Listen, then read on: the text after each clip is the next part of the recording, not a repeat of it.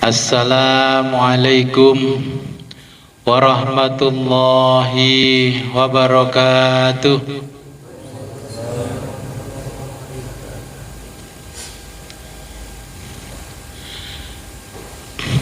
Bismillahirrahmanirrahim.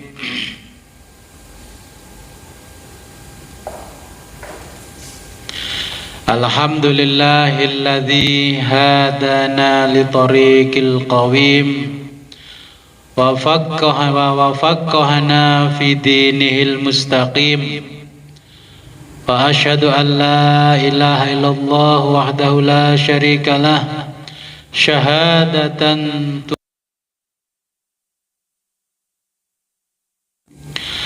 wa takunu sababan lin-nadhari liwajhihil karim wa asyhadu anna sayyidana wa nabiyyana Muhammadan abduhu wa rasuluhu as-sayyidus sanadil azim sallallahu wa sallama alaihi wa ala alihi wa ashabihi ulil fadlil jasim amma ba'du.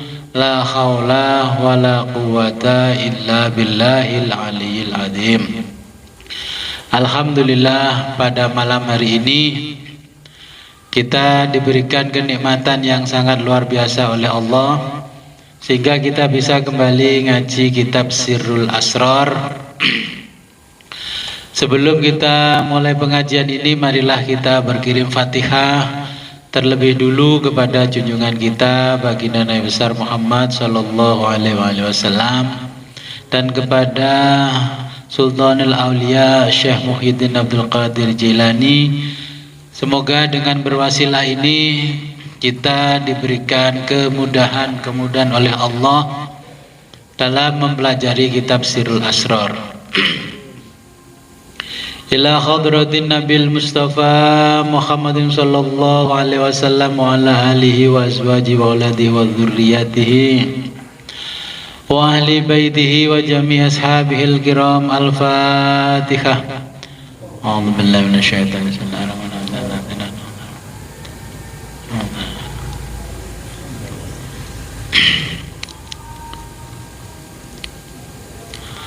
وثم إلى حضرة سلطان الأولياء الغوث العظام قطب العالمين سيد الشيخ عبد القادر الجيلاني قدس الله سره سأل الله لهم الفاتحة. أعوذ بالله من الشيطان الرجيم. بسم الله الرحمن الرحيم. صراط الذين أنعمت عليهم غير المغضوب عليهم آمين. ثم إلى أرواح آبائنا وأمهاتنا وجداتنا وأصولنا وفروعنا وعلى الحاضرين في مجلسنا هذا. الفاتحة. أعوذ بالله من الشيطان الرجيم. بسم الله الرحمن الرحيم. الرحمن الرحيم مالك يوم الدين إياك نعبد وإياك نستعين صراط الذين أنعمت عليهم waladhdallin amin. Bismillahirrahmanirrahim. Qala al-muallifu rahimahullahu ta'ala wa nafa'ana bihi wa bi ulumihi fid dharaini amin ya rabbal alamin. Al-faslur rabi'u, pasal 4.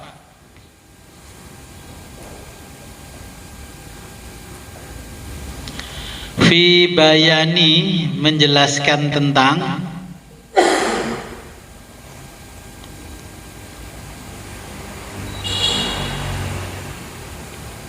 adadi. Yang bayani setelah adadi itu dicoret ya kebanyakan.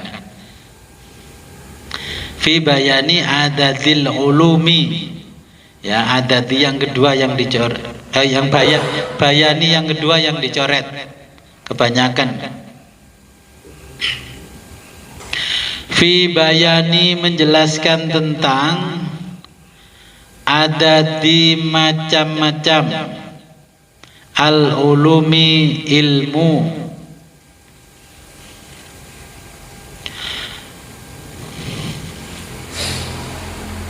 Fal ilmu dzahiru, ilmu lahir atau ilmu katon, ya orang Jawa ilmu katon. Lahu ada isna asyara 12. Fannan cabang atau macam, jadi cabang fan. Kalau di dalam istilah Islam fan itu cabang ilmu.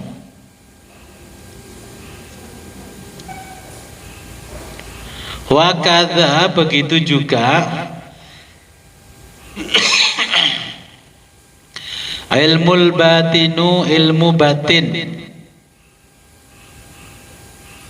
Ilmul batinu, ilmu batin pun lahu ada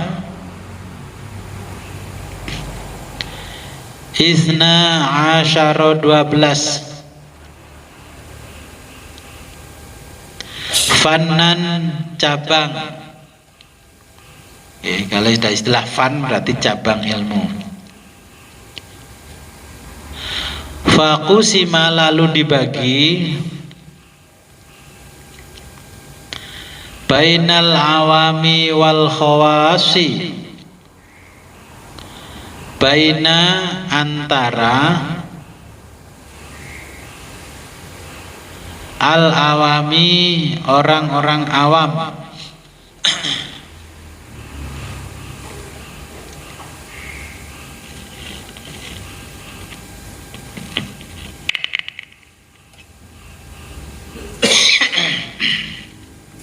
wal khawasi dan orang-orang khusus.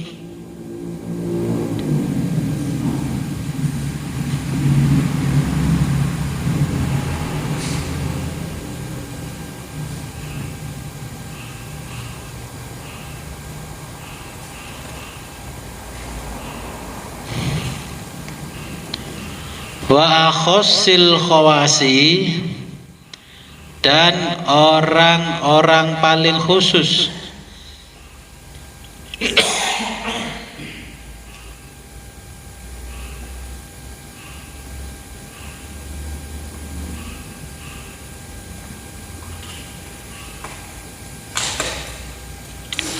Wa akhossil khawasi, dan orang-orang paling khusus. Ala, menurut qadril isti'dadi, qadri kadar, al isti'dadi kemampuan.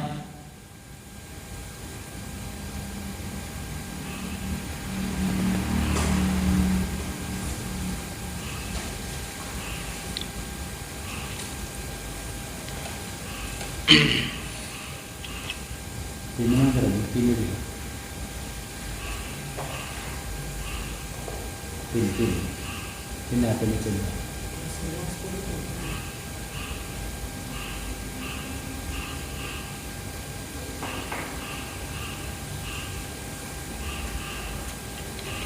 Fal ulumu,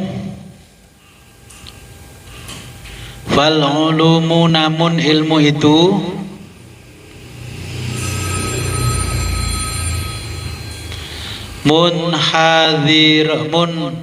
khasiratun, pada dasarnya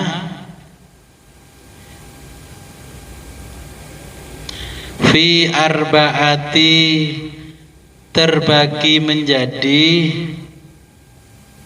4 anwa'in, bagian.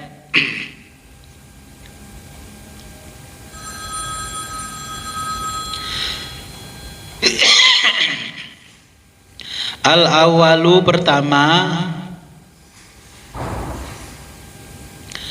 zahirus syariati, zahiru ilmu lahir, asy-syariati yaitu syariat.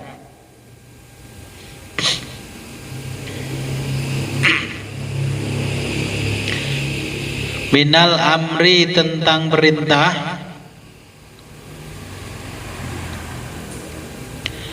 wan nahyi dan larangan,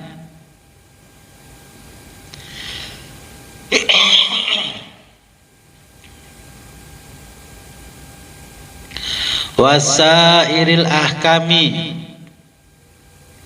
wasairi dan semua al-ahkami, hukum-hukum lainnya.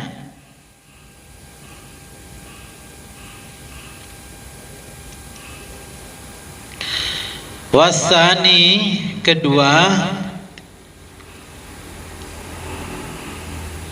batiniha, ilmu batinnya syariat.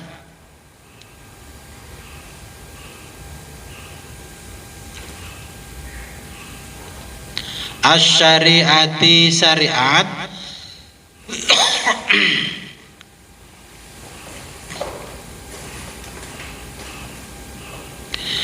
wa yusamma disebut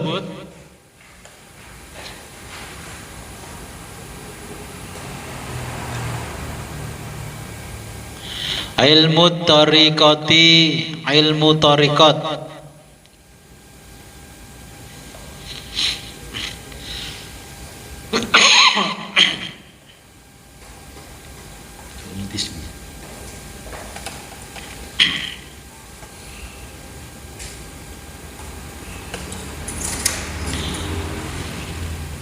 Wassalisu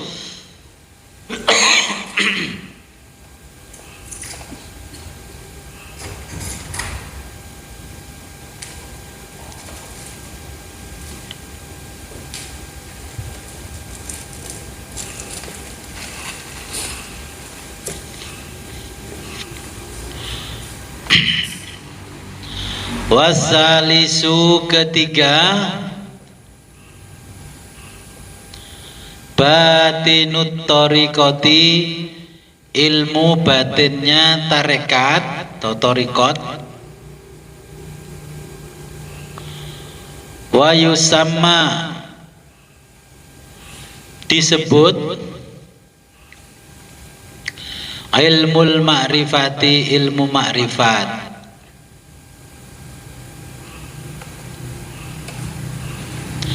Warrabi'u keempat, batinul bawatini, batinnya ilmu batin.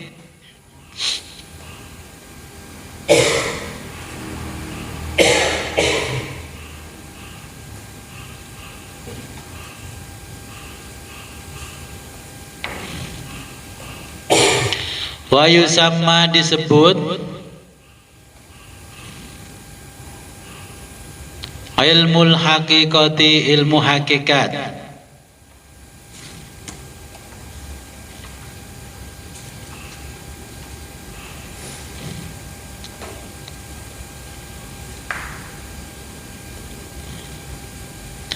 Wala buddha, dan diharuskan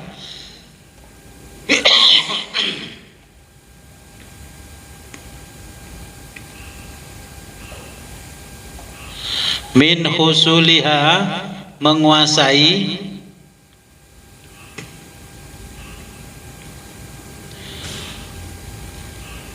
kulliha, keempat ilmu tadi,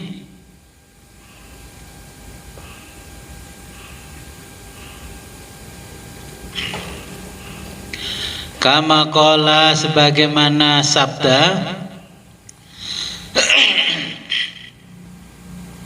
Rasulullah sallallahu alaihi wa alihi wasallam.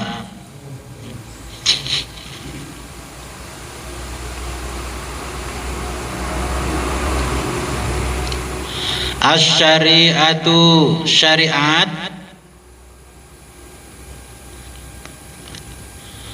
syajaratun, bagaikan pohon,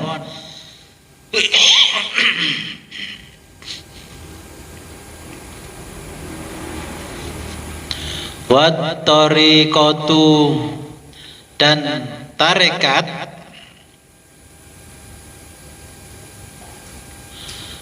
Aghsanuha bagaikan cabangnya,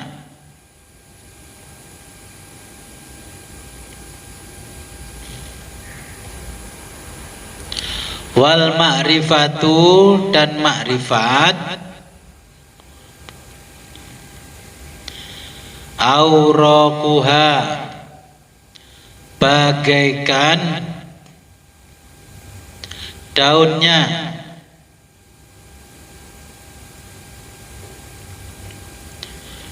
wal haqiqatu dan hakikat,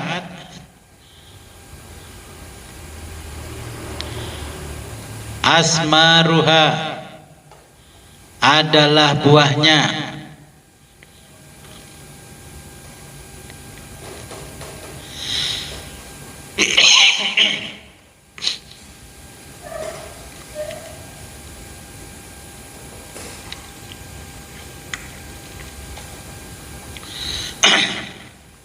wal Qur'anu dan Al-Qur'an, jami'un telah mencakup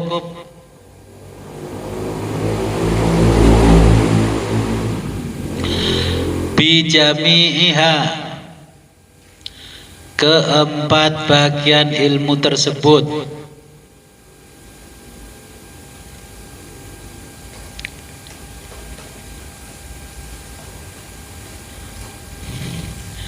bitilalati baik dalam lafadznya yang jelas,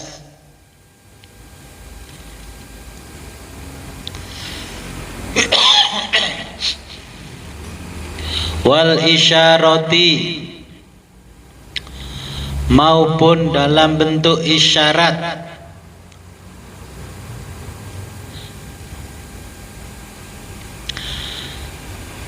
tafsiron baik itu tafsir, wa ta'wilan maupun ta'wil,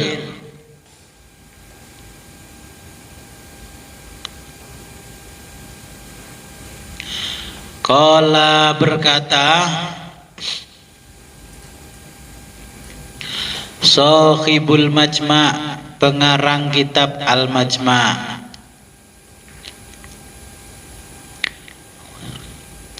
rahimahullahu ta'ala,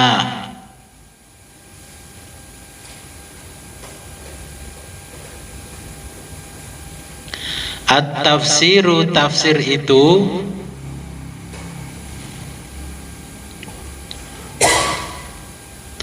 lil awami bagi orang awam,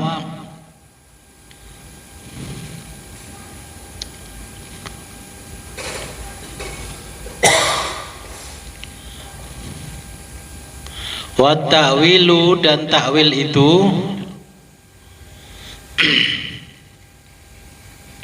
lil khawasi bagi orang khusus,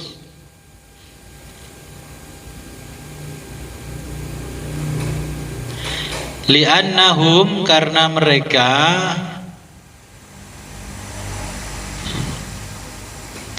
al ulama'u adalah ulama,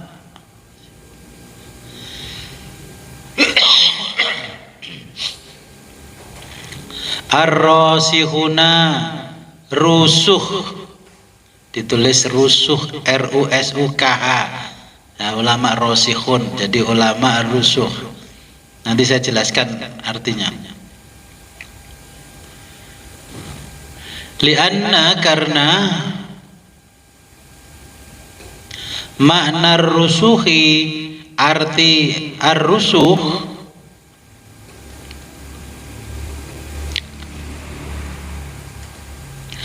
as-sabatu adalah kuat,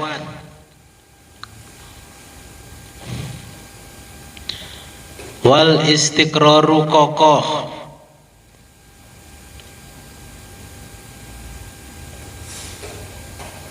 wal istihkamu dan teguh dalam mengemban,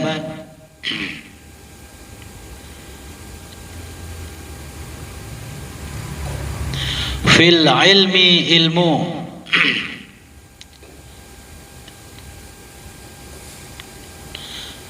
Kasyajaratin nakhli, kasyajarati seperti pohon,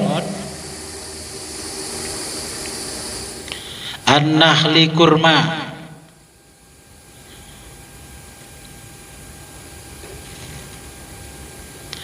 asluha akarnya sabitun menancap kuat, fil ardi di dalam tanah,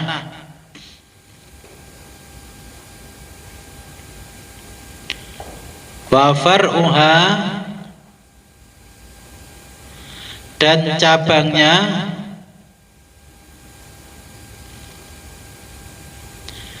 fis samai menjulang ke langit,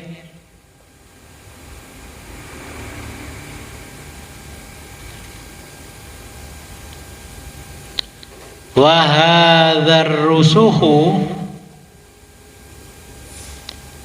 dan sifat rusuh ini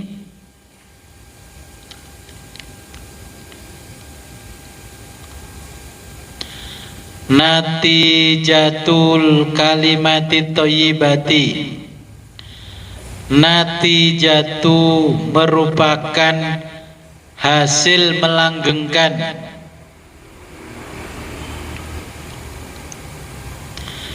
al kalimati kalimat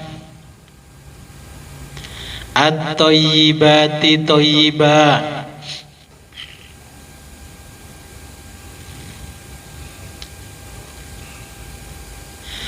al-marzu'ati yang ditanam,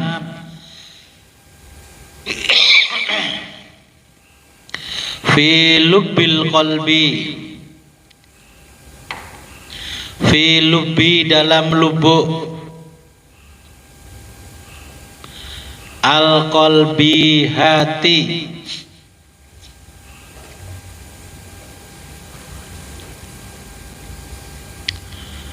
ba'da setelah, ba'da tasfiyati setelah dibersihkan,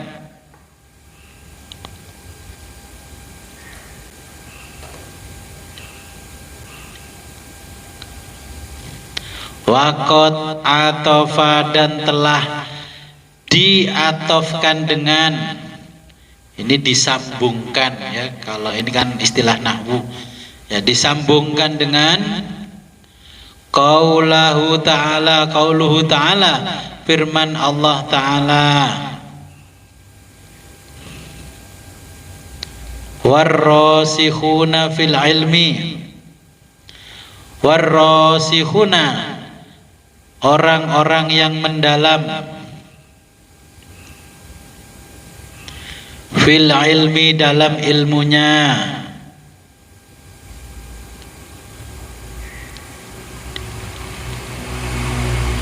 ala qaulihi ta'ala atas firman Allah ta'ala, illallahu kecuali Allah,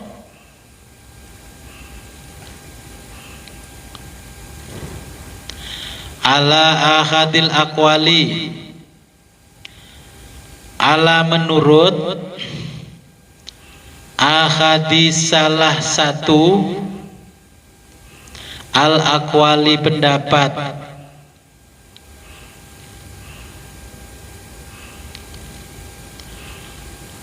qala berkata, siapa sahibu pengarang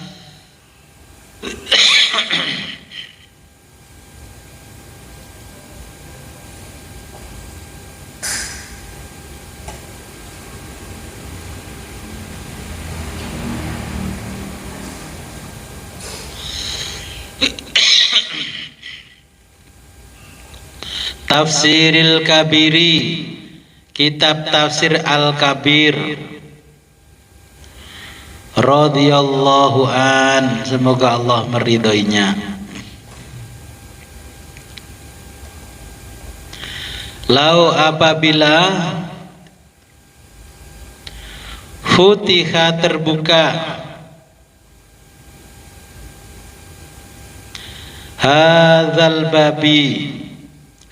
babu, pintu rusuh ini. Lam fatahat, maka akan terbukalah abwabul bawatini, abwabu segala pintu, al bawatini yang paling batin.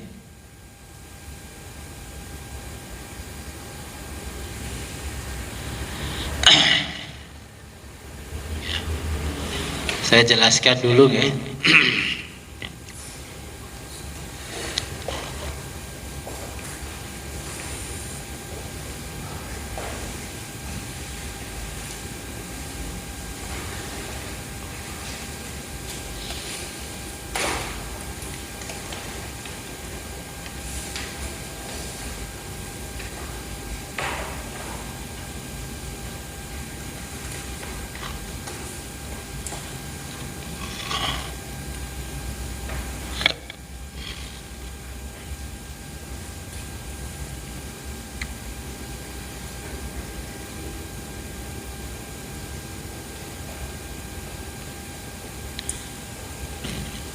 Sebelum saya jelaskan pasal keempat, saya beberapa hari itu merenung, kenapa kok ini sulit sekali belajarnya. Saya selalu sholat setiap malam mendoakan yang ngaji Sirul Asror. Kok kayaknya ibarat lem itu nggak bisa nempel kuat. Apa masalahnya? Apa masalahnya jenengan? Sampai saya itu suatu malam ada orang datang ke sini, sudah sepuh. Siapa ini saya tanya? Panjenengan siapa, Mbah? Ya aku iki Mbah Yai Nawawi Ringin Agung. Terus ada apa Mbah kok datang ke sini? Kayaknya penting sekali. Mbah Yai Nawawi kan memang terkenal orang yang sangat luar biasa kewaliannya. Saya memohon supaya jamaah yang ngaji Sirul Asror ini bisa terbuka mata batinnya. Kok sulit terbukanya?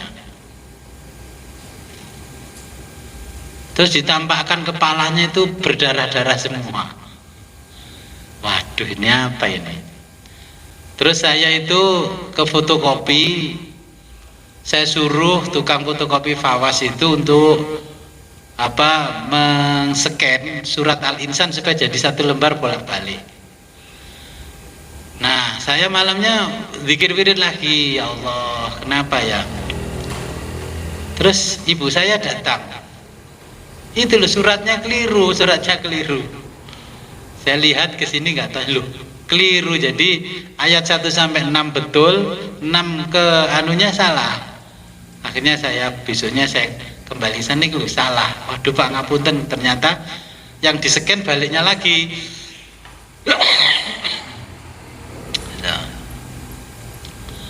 Ya saya karena ini ngaji ilmu akhirat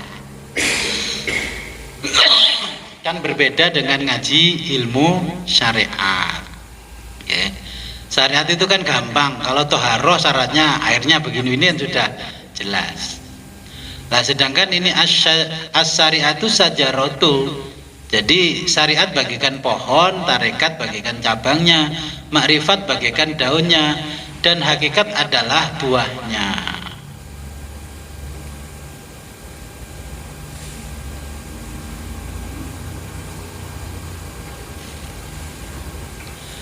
Saya dalam beberapa hari, hampir seminggu, saya dikasih tahu ternyata hatinya jamaah ngaji itu penuh luka-luka psikologis. Apa kira-kira luka-luka psikologis? Mikirnya nggak karu-karuan, ya. Saya karena itu dari alam barzah, ya ini saya ilmiahkan bagaimana supaya bisa jenengan terima dengan sains modern. Sekarang kan orang nuntut ilmiah. Terus saya pikir, oh iya, kenapa Mbah Yai Nawawi? Karena dulu saudara saya yang dari Jogja, Jawa Tengah yang lain itu mondoknya di sana. Kenapa mereka mondok di sana? Karena pendiri pondok itu menurut kisah dari keluarga saya juga temannya Mbah Buyut saya. Ya, tahun 1800-an itu. Nah, terus saya dikasih tahu ini apa ya? Terus akhirnya dari itu saya coba jelaskan ke panjenengan tentang ragam pemikiran manusia yang membuat luka psikologis dan mata hati kita tidak bisa terang seperti yang dijelaskan Imam Ghazali di kitab Kimia Sa'adah. Itu cermin kan kotor terus karena cermin selalu kena ini uap dari mulut kita. Terus saya ditunjukin begini, di zaman dulu berhala itu ya seperti ini, berhala ya, berhala ciptaan Samiri. Tahu kan di surat Al-Baqarah. Jadi Musa Samiri, saingannya Nabi Musa itu menciptakan patung sapi emas tapi bisa ngomong, bisa berjalan. Nah, ini berhala di zaman dahulu. Zaman sekarang tidak ada berhala tapi menyembah yang ini.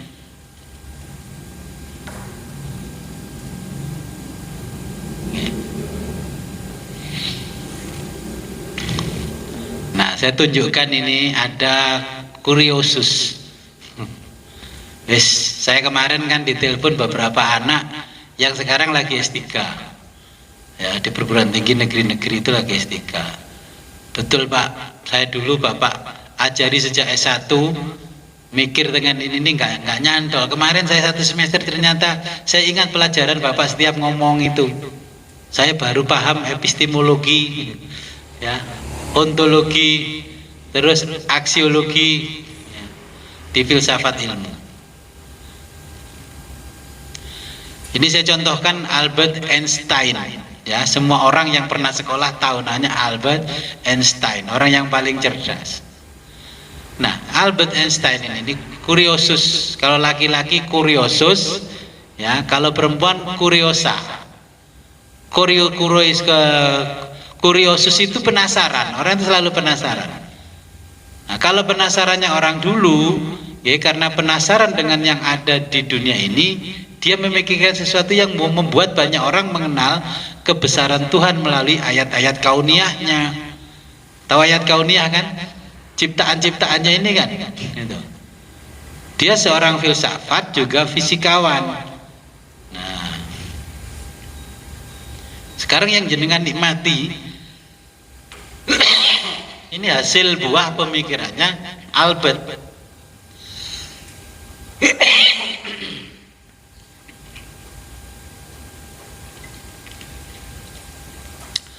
Kemudian ini the curiosa, ada hepatia, orang namanya hepatia, ya, perempuan. Karena penasaran dengan yang ada di dunia ini, dia memikirkan sesuatu yang membuat banyak orang mengenal kebesaran Tuhan melalui ayat-ayat kauniyahnya. Dia itu seorang filsafat, dia filosof, astronom dan lain-lain.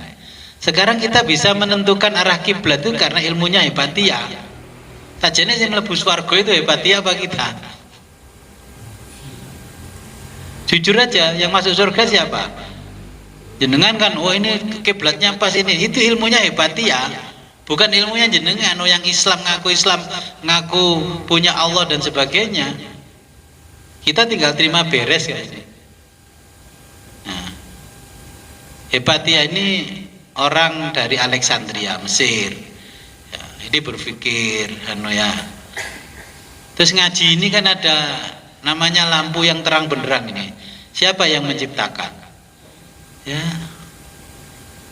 Alpha Thomas Edison. Yang dapat pahala siapa? Apa orang Caterban? Ya enggak. Nah, kita bicara yang realistis. Nah, orang dulu berpikirnya sampai segitu. Nah, kalau orangnya itu banyak, antara kuriosus dan kuriosa, itu disebut kuriosi. Ya.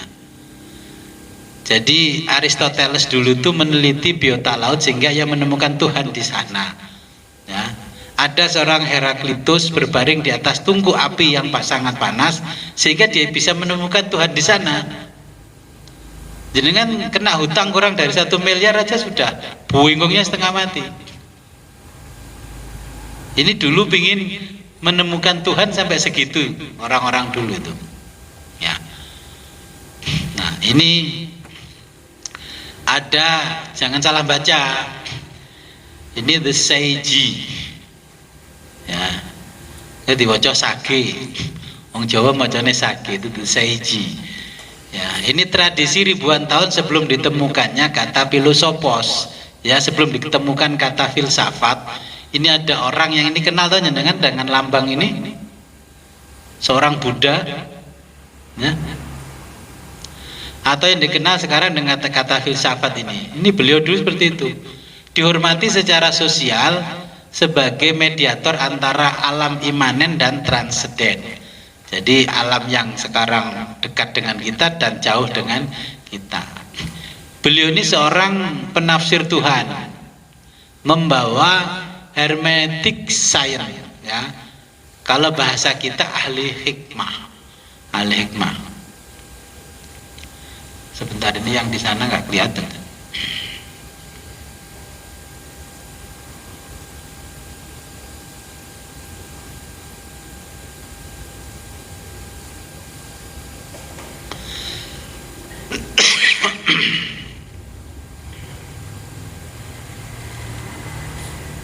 Ya, saya sini aja.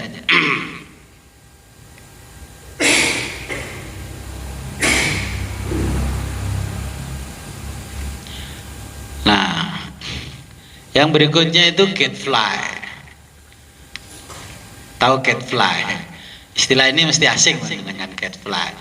Ini mediator kehidupan sosial dan kehidupan ilahi. Seperti Syekh Abdul Qadir itu orang yang menjadi mediasinya. Di sini itu kan paling banyak ditawasuli kan Syekh Abdul Qadir. Apa-apa Syekh Abdul Qadir, manakiban Syekh Abdul Qadir, apapun tahlilan Syekh Abdul Qadir. Nah, inilah orang yang menjadi mediator kehidupan sosial dan kehidupan ilahi. Nah, kita itu mempelajari kitabnya Syekh Abdul Qadir.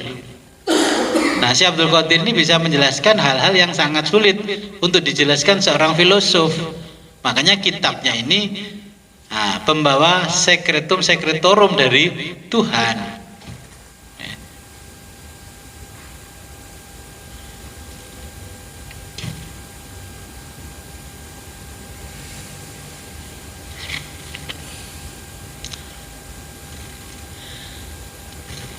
Nah, ini yang berikutnya adalah the ascetic.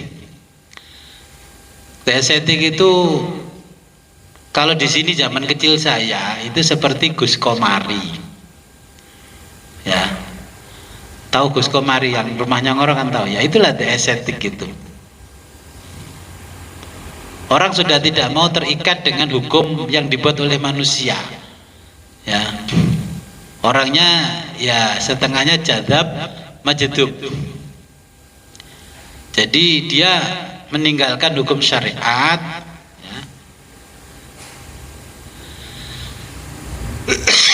Terus hukum otoritas masyarakat yang diatur oleh masyarakat sesuai kesepakatannya masyarakat ini ditinggalkan.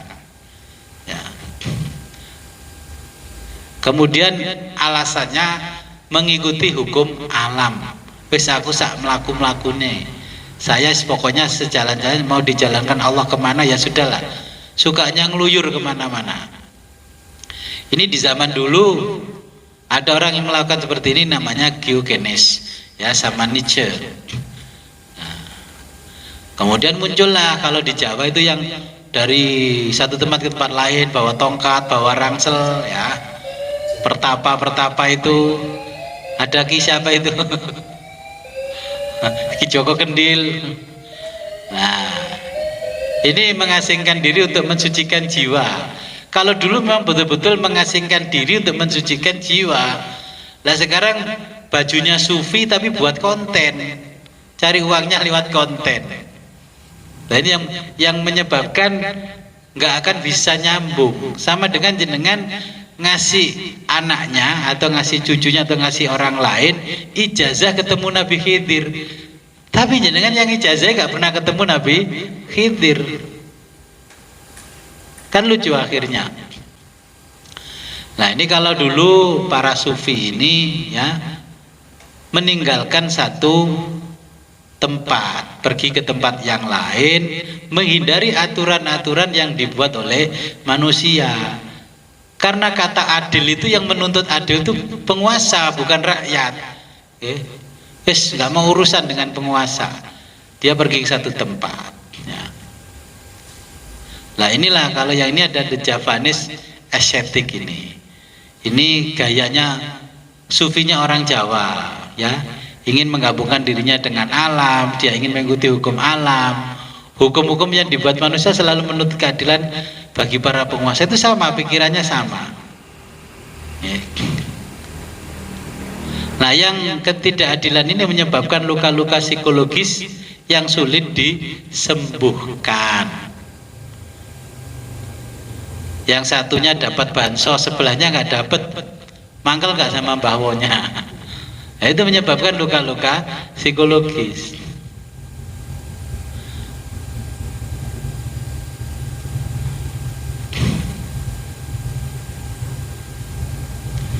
Ini ada yang namanya the Mandarin. Orang Jawa bacanya Mandarin, the Mandarin. Ya. Ini adalah seorang filosof yang dididik secara akademis. Pegawai yang berhak mendefinisikan pemikiran dan batasan-batasan paradigma. Atau disebut juga public intelektual. Hari ini namanya ulama. Ya. Jadi tradisi pemikiran Cina dulu di zaman kekaisaran Cina, ulama itu kalau nggak terindeks dengan pemerintah nggak boleh bicara.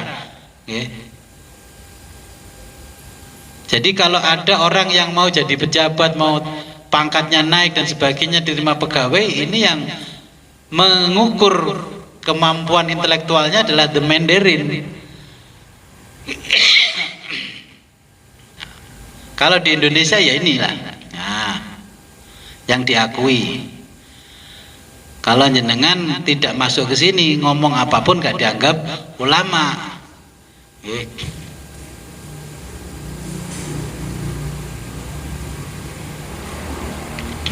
Sama, ini the Mandarin di zaman kekaisaran Cina dengan kekaisaran kita sekarang ini. Yang boleh bicara halal haram ya yang ini. Ya, yang boleh bicara halal haram.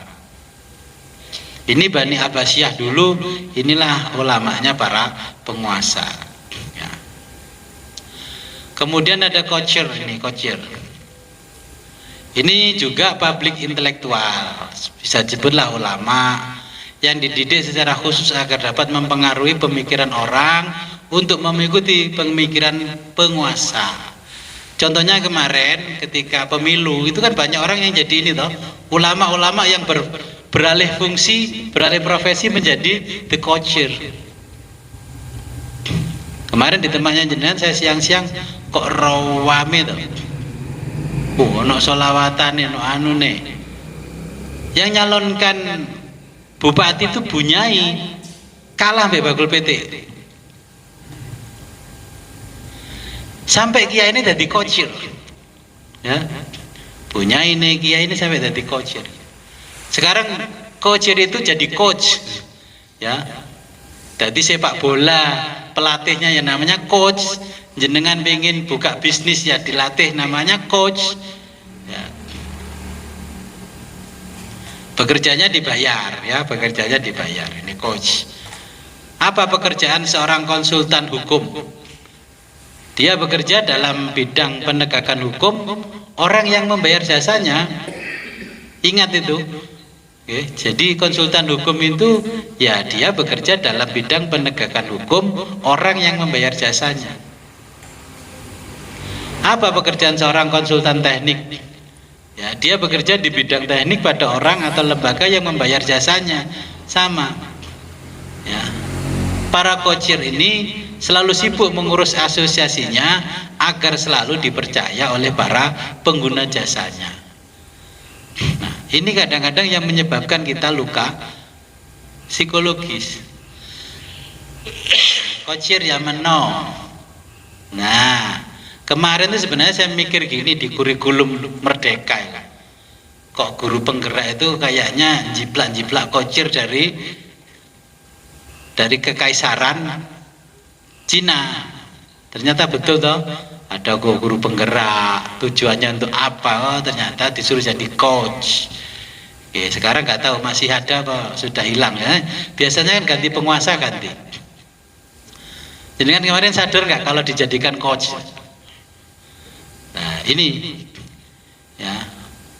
Jadi dulu sampai sekarang ini pelatih sepak bola juga disebut coach. Saya sampai pernah ke Tulungagung itu menghadiri khitanan. Saya diperkenalkan, Mas Wid, ini coachnya anak saya, Mas Wid, coach ya. Saya tuh mikir, besok ini coach itu apa? Ya saya paham dalam bahasa ini coach, pelatih apa? Enggak taunya anaknya itu ikut sekolah sepak bola di Tulungagung, memperkenalkan saya ini coach. Saya batin, pulang sama istri saya, Mbak Diana itu doeso galek ngene coach. Maksud saya itu bahasa yang dipilih itu gak sesuai dengan lokasinya dia. Ya mau ngomong podo Jawa niki pelatihnya, ya gue kula bal-balan Mas. Ini coachnya anak saya, silakan coach, silakan dinikmati coach. Coach. Coach dalam arti bahasa Indonesianya mantel apa coach seorang pelatih? Karena lesannya antara coach dengan coach ini agak berbeda. Ya pengalaman baru. Ini coach zaman now, ya. Ini the Kuriusus zaman now. Orang ini bekerja merubah pemikiran orang lain supaya dipacu 1 bulan menghasilkan 1 miliar. Tapi dia sendiri nggak punya perusahaan, kan lucu. Sering jenengan diundang begitu enggak? Ya multi level marketing dan sebagainya. Dia memotivasi orang lain tapi dia sendiri tidak punya perusahaan. Nah ini yang menyebabkan jenengan nggak bisa nyambung kepada Allah itu the kuriosa zaman now. Ini loh. Lek wedok aku senengane bawa tas kanan kiri, shopping aja. Sekarang memang nggak shopping ke toko secara physically, tapi Shopee, kelunding, ya. Tokopedia, kelunding. Nah ini, jadi ini kuriosa zaman sekarang berpikirnya hanya menghabiskan uang untuk bersenang-senang. Berarti aktivitas sosial kita mengalahkan aktivitas akhirat kita. Oke. Jadi bagaimana ya, ikuti cara berpikirnya the kuriosus dan kuriosa di zaman dulu. Kurangi aktivitas yang tidak mendukung ilmu akhirat. Aktivitasnya jenengan mendukung yang mana? Sing nang sawah mendino nang sawah. Belum bisa memanage waktu, bagaimana saya ke sawah, bagaimana saya zikir. Ya ke sawah kalau zaman dulu saya disuruh bapak saya, ibu saya jaga manuk, burung yang ruang itu ya saya bawa tasbih gini. Allah. Terus saya ingat Imam Ghazali. Burung itu jangan dilempar-lempar batu. Bilangi aja burung, kasihan ini padinya kan harus dipanen, biaya sudah banyak. Ya alhamdulillah kalau saya jaga burung nggak ada burung yang datang, karena saya membaca kitabnya Imam Ghazali itu ada doa untuk ngusir burung. Nah.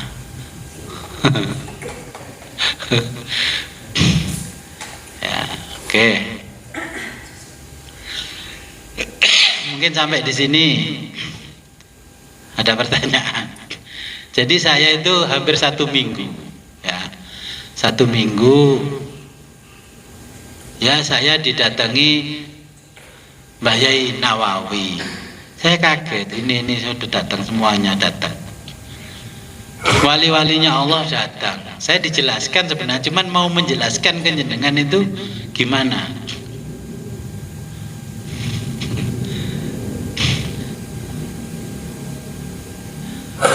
Sebelum saya lanjutkan dulu, mungkin ada pertanyaan. Nggih.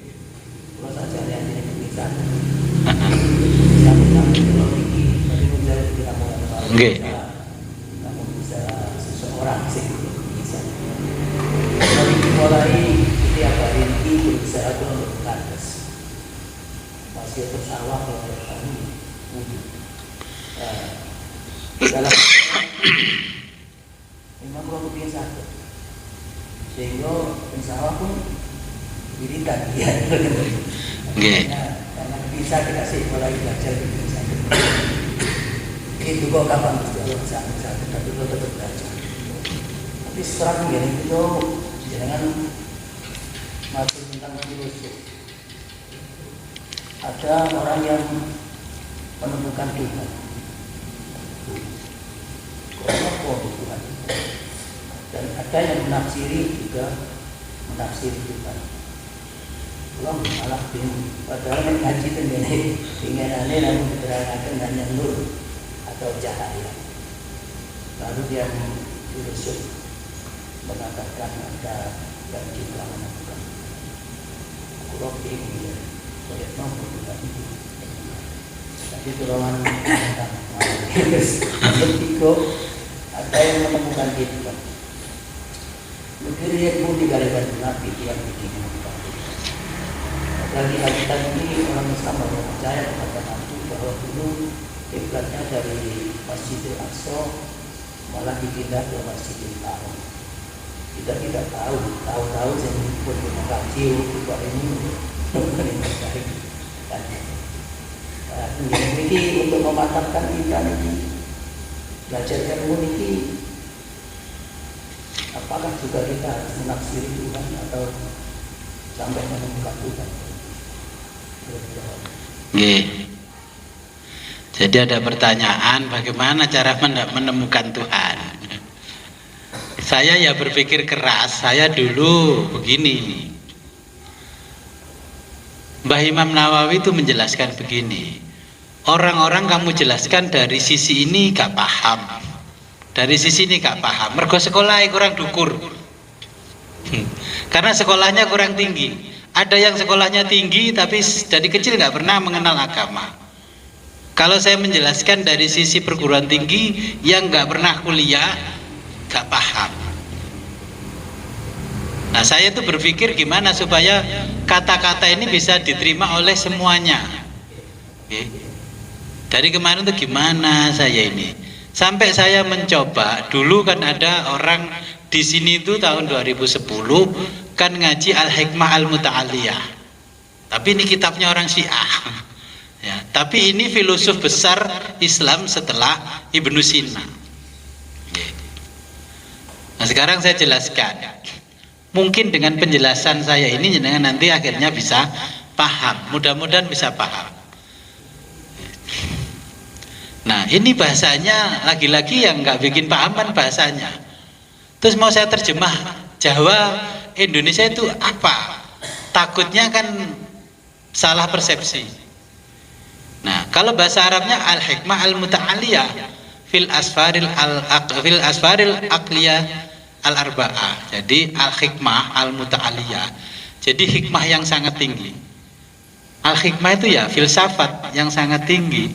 Fil asfaril aqliyatil arba'ah menjelaskan tentang perjalanan 4 kecerdasan akal dan spiritualnya manusia. Konsepnya al-harakatul jauhariyah. Nah, ini terjemah filsafatnya teosofi transendental. Apa artinya? Nah, kemudian ini metafisika substansi. Nah, ini judulnya sudah membingungkan jenengan dan asing sekali. Nah, kapan hari kan saya jelaskan ontologi. Ya, walaupun tidak paham epistemologi, aksiologi. Ya ini, saya ditelepon beberapa mahasiswa S3, katanya baru paham omongan-omongan saya selama ini setelah S3. Dapat 1 semester. Nah, ternyata sekarang yang saya kaji di sini di perguruan tinggi negeri baru S3 dibaca. Nah, sebenarnya enak mana ngaji sama saya sudah melampaui S3. Nah, ini ada epistemologi ahli kalam atau kaum mutakal limin. Kitabnya yang dihafalkan anak-anak di sini setiap mau sholat 5 waktu itu kalimatnya Allah wujud, kidam, bako, itu mutakalimin. Tahu kaum mutakalimin jenengan? Nah, mutakalimin itu teolog, seorang teolog Islam. Ya, kaum mutakalimin mereka menganggap apa saja yang benar adalah yang ada di dalam otak. Ini kebenaran yang bersifat ketuhanan itu didasarkan pada akal atau logika sehat. Nah, takutnya saya dengan yang ngaji ini logikanya gak sehat karena lagi dirundung masalah, ya kan gak sehat akhirnya. Lahirnya pembenaran rasional terhadap keimanan dengan metode ilmiah, ilmu kalam, yang diikuti oleh orang NU Ahlus Sunnah Jamaah ini, Abu Hasan Al-Asy'ari sama Maturidi. Ya. Tapi dulu ketika saya belajar epistemologi ahli kalam, bapak saya membaca di sebelah saya. Lek gawe konsep kayaknya canggih sekali, tapi ketika kehilangan sesuatu nangis. Saya dintai begitu sama bapak saya. Orang ahli kalam itu kalau membuat konsep ketuhanan dan membenarkan sesuatu secara ilmiah seperti yang luar biasa ianya gitu. Tapi ketika kehilangan mobil ya nangis, kehilangan motor, kehilangan anaknya, suaminya, istrinya nangis. Itu namanya nggak konsekuen. Ya, katanya semua sudah takdirnya Allah, semua sudah diatur Allah, tapi nyatanya kan tetap nggak menerima dengan aturan-aturan Allah. Nah, jadi ini kaum mutakalimin, ya, teolog. Kemudian ini ada epistemologi kaum sufi. Ya, kita sekarang berada di wilayahnya orang sufi. Lah kaum sufi menganggap apa saja yang benar adalah sesuatu yang diperoleh melalui intuisi. Seperti yang akan jenengan lakukan masuk ke satu alam malakut, alam jabarut itu melalui intuisi. Lah intuisi ini terjemahan Indonesianya apa? Bahasa Jawanya saya nggak menemukan. Nanti mau saya jelaskan ngerogo sukmo, kok bukan terjemahnya ngerogo sukmo. Ya. Jadi kata kaum sufi, kebenaran yang bersifat ketuhanan itu didasarkan pada akal atau logika sangat rapuh. Ya, contohnya karena tadi kehilangan motor nangis. Padahal sudah meyakini semuanya itu takdirnya Allah, tapi ketika motornya hilang nangis. Nah, makanya dianggap rapuh oleh kaum sufi.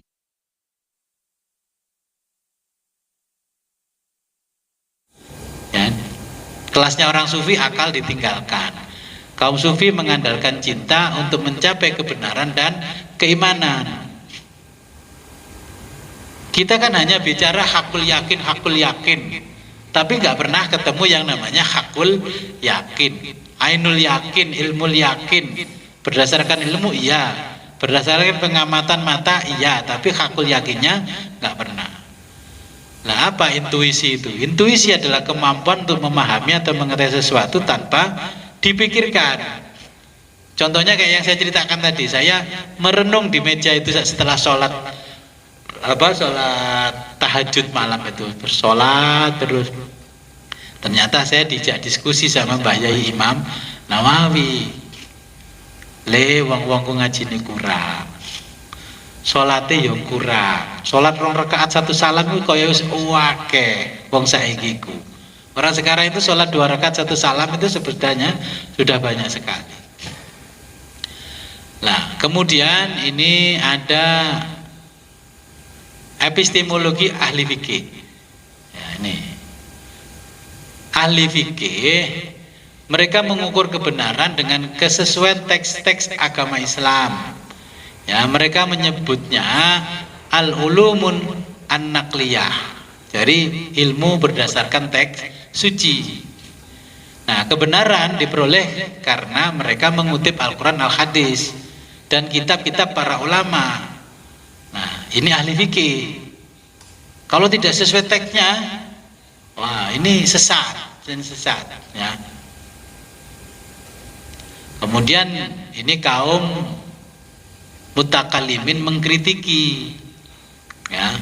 Jadi ini kritik kaum mutakalimin. Nah, kaum mutakalimin mengkritiki ulama ahli fikih. Hanya ahli qila wa qala. Tahu qila wa qala? Ya, mengutip omongan sini dan omongan sana. Cirinya ahli fikih itu kan qalal muallifu rahimahullah ta'ala. Ya. Tidak menggunakan akal, tidak menggunakan intuisi, hanya menggunakan kutipan-kutipan saja. Nah, ini ada seorang ulama top dari kalangan mutakallimin, Imam Sanusi. Ya. Saya dulu belajar kitabnya ini berkali-kali, Imam Sanusi ini.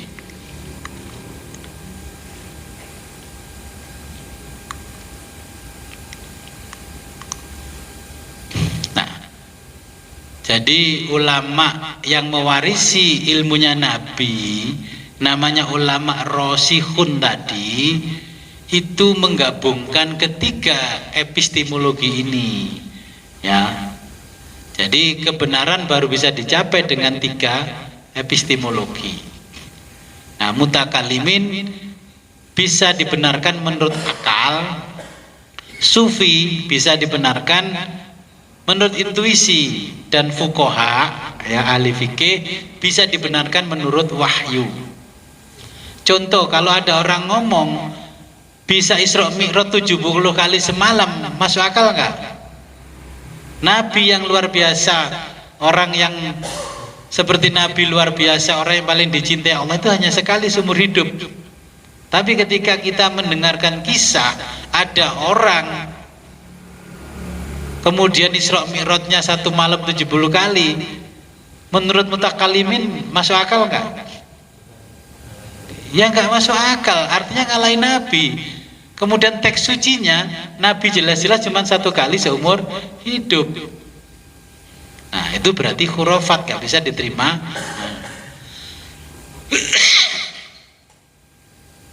Kemudian kalau ada orang menyebut bahwa kota ini sangat suci, berdoa di toiletnya saja dijabah Allah, masuk akal nggak?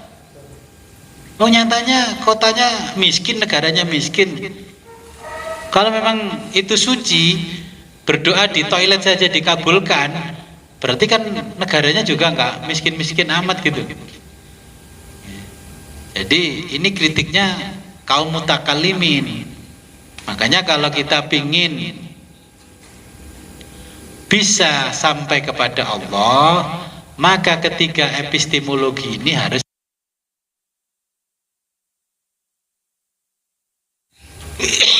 ibadah syariat itu kan butuh fikih, ya, toharoh, sholat dan sebagainya yang kita ngaji itu, ya. Kemudian yang namanya mutakalimin, ilmu teologi ini saya di sini belum ngaji, ya, belum ngaji. Kalau usul fikih sudah ngaji. Cuman kalau saya jenengan saya kasih pelajaran ilmu kalam, umum nggak ini kepalanya? Kalau kepalanya nanti keluar asapnya, wah. Saya banyak itu, ya. Kalau ilmu kalam yang akidatul awam kan jenengan sudah belajar pasti, ya. Dan itu juga saya yakin jenengan semua itu hafal. Tapi paham enggak?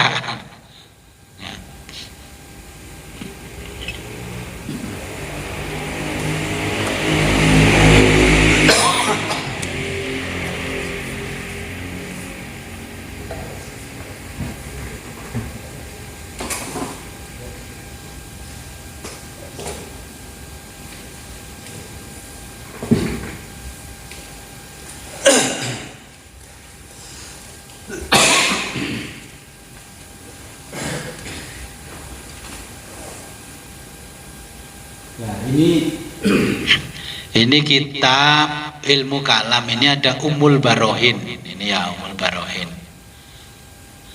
Ini ada 4 jilid kalau punya saya. Ini juz awal. Ya tergantung percetakannya sih. Kalau ini kan yang besar-besar tulisannya. Nah ini kalau habis ngaji Aqidatul Awam ya ngajinya Ummul Barohin. Ini yang tadi saya jelaskan, di situ ada Imam Sanusi. Jadi Al-Imam Sayyidi Muhammad Sanusi. Nah, contohnya kalau kita paham ilmu kalam begini, kan ada satu kelompok mengatakan kalau tahlil tidak dicontohkan di zaman Nabi, gak mungkin nyampe. Tapi ketika dia menyebut gurunya yang sudah meninggal, Allah yarham rahimahullah ta'ala, itu kan namanya gak masuk akal. Kan ada kelompok sebelah itu kan katanya nggak nyampe lah, nggak inilah tentang apa doa-doa yang kita kirim arwah itu. Tapi nyatanya ketika dia ngaji, ya dia mengadakan kajian-kajian agama, kalau menyebut gurunya yang sudah meninggal atau ulama yang menurut kita sudah meninggal, yang menyebutnya ada yang Allah yarham, ada yang rahimahullahu ta'ala, ya. Itu kan namanya bertentangan epistemologinya yang dia akui selama ini, prinsip-prinsip agamanya. Nah itu fikihnya nggak nyambung, ilmu kalamnya nggak nyambung, apalagi tasawufnya malah nggak nyambung. Nah itulah katanya Jalaluddin Rumi, orang yang seperti itu perlu digantung di negeri cinta.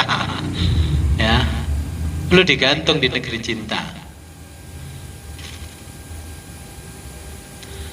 Nah kemudian ini yang disampaikan di dalam konsep-konsep epistemologi itu ada ittihadul aqli wal ma'qul, ya, al aqil wal ma'qul. Jadi penggabungan antara akil dan makul. Akil itu adalah kita yang mempelajari ilmu, makul adalah ilmu yang kita pelajari. Ya, setiap kali kita mempelajari sesuatu, kita mengalami perubahan substansi pada diri kita. Nah, jenengan kan sudah mengkaji 3 pasal. Harusnya setiap ngaji itu kan membawa perubahan pada diri kita. Ini menurut konsepnya ulama yang berdasarkan teks-teks suci dari Al-Quran dan As-Sunnah. Nah, kalau tidak membawa perubahan, walaupun sifatnya kayak kita kuliah singkat, ya harusnya akan membawa perubahan. Tapi kok nggak berubah? Contohnya begini, kalau saya kirim PDF PowerPoint yang saya suruh ngeprint sendiri-sendiri, sebelum berangkat itu sudah dibaca apa dibacanya di sini. Tapi dibaca nggak khatam.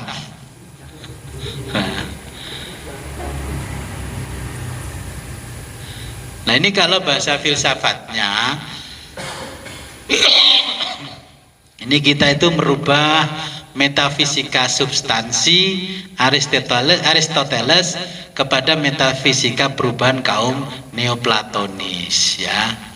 Ikuti cara berpikirnya kaum sufi yang mampu menggabungkan 3 epistemologi tadi. Kenapa ahli sufi seperti itu? Karena bisa menggabungkan 3 epistemologi. Kalau dilihat di fikihnya kayaknya janggal, beliau istikharah. Dulu belum ada satelit, belum ada teknologi canggih seperti sekarang, tidak pernah ulama dulu itu lebaran itu berselisih pendapat, tidak pernah. Karena mau melihat yang namanya hilal di mana, beliau-beliau itu sholat istikharah. Oh, ketemunya hilal itu seperti ini. Sekarang ada canggih teknologi, tapi kalau lebaran mesti selisih, padahal rumusnya sama. Berarti bisa dipastikan bahwa orang sekarang sudah keilmuannya berbeda. Filsafat itu mbahnya ilmu, ya. Filsafat punya keturunan namanya sains, ya, ilmu pengetahuan. Ilmu pengetahuan punya keturunan namanya teknologi. Ya, teknologi punya anak lagi namanya informatika. Ini. Nah, ini Aristoteles ini tadi yang ditanyakan Abah Zaini, apakah itu lahirnya setelah Nabi. Ini 384 tahun sebelum Nabi Isa lahir. Ini juga 400 tahun sebelum Nabi Isa lahir. Ini anak cucunya Nabi Nuh. Orang Yunani itu kan anak cucunya Nabi Nuh. Filsafat itu hasil pemikiran ilmunya para nabi. Nah, kemudian di Islam itu jalurnya al-hikmah al-muta'aliyah itu adalah Sayyidina Ali. Ana madinatul ilmi wa Ali babuha. Aku ini kota ilmu kata Nabi, dan Ali pintunya. Tapi kan kita nggak pernah nih belajar ilmunya Sayyidina Ali. Kemudian ini kan ada Ibnu Sina. Ini seorang filosof, juga seorang dokter. Beliau ini peletak dasar kedokteran modern. Ada filsafat atib, kesehatan. Yang dimaksud kesehatan bukan fisiknya tapi jiwanya. Nah, setelah Ibnu Sina ini mengalami kekosongan yang sangat lama, muncullah orang yang namanya Mula Sadra. Ini tahun 1572 sampai 1640 Masehi, abad ke-16. Nama aslinya adalah Muhammad bin Ibrahim bin Yahya al-Qawami as-Sirozi. Di Jawa kan banyak nama Sairoji. Ya ini namanya ini. Teman lidah Jawa bukan As-Sirozi tapi Sairoji. Nah, ya dengan gelarnya Sodruddin atau Sodrul Muta'allihin. Ini karena beliau seorang Syiah, ya, tapi beliau berhasil menambahkan ajaran-ajaran Imam Syiah 12 ke dalam penyampuran filsafatnya. Ya, itu jadi perubahan filsafat Islam yang luar biasa setelah Ibnu Sina. Sekarang belum ada yang seperti Mula Sadra ini. Kenapa nggak ngaji? Seperti apa? Belum ngaji. Karena ngaji ini sensitif, karena kita ini mayoritasnya NU. Ngaji ini nanti dituduh Syiah. Padahal ini ilmu pengetahuan. Ya. Jadi kan kalau ke dokter apa tanya, agamanya apa dokter sampean? Kan enggak toh? Kenapa nggak bisa berpikir seperti itu, canggih gitu loh. Ada ngaji kitab dulu, ngaji saya kitab Bidayatul Hikmah. Ya ringkasannya Al-Hikmah Al-Muta'aliyah. Ngaji dengan orang terbatas. Makanya kayak ngaji begini-begini saya gak usah terbuka banyak. Kalau nggak memenuhi syarat saya nggak mau ngaji. Ya. Tapi nyatanya setelah kita belajar ilmu di Sirul Asror, kita butuh itu semua. Ya. Mungkin ada pertanyaan yang membingungkan ini. Jadi kalau jenengan jadi ulama ar-rasikhun, ya ini semua harus dipelajari. Ketemu Gusti Allah tenan, ya dikasih isyarah. Loh, ini, nah itu kan isyarah. Okay. Tapi nggak bisa kontinu. Yang dimaksud jenengan sama saya ini kan bisa kontinu gitu loh. Zikir wiridnya yang kuat, ya. Zikir itu minimal ya setengah jam, menyehatkan. Kata Ibnu Sina, kalau kita mampu zikir setengah jam saja, berarti menyehatkan tubuh kita dan jasmani ruhani kita. Jadi ini hasil saya tafakur, merenung hampir seminggu. Terus saya pergi ke Kediri sama istri di mobil tuh cerita, ini gimana ya kok nggak bisa nih, wah ini Gatot. Gatot kan gagal total.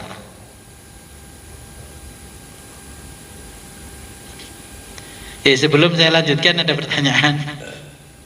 Jadi ilmu dohir itu ilmu katon lah kalau orang Jawa. Semua kan bisa kasat mata kelihatan. Nah nanti kita belajar ilmu ini ar-rasikhun itu ulama yang mewarisi ilmunya para nabi. Masih jenengan ngaji nggak ngaji, karena ulama rasikhun itu harus tabah menghadapi murid yang ngaji nggak ngaji.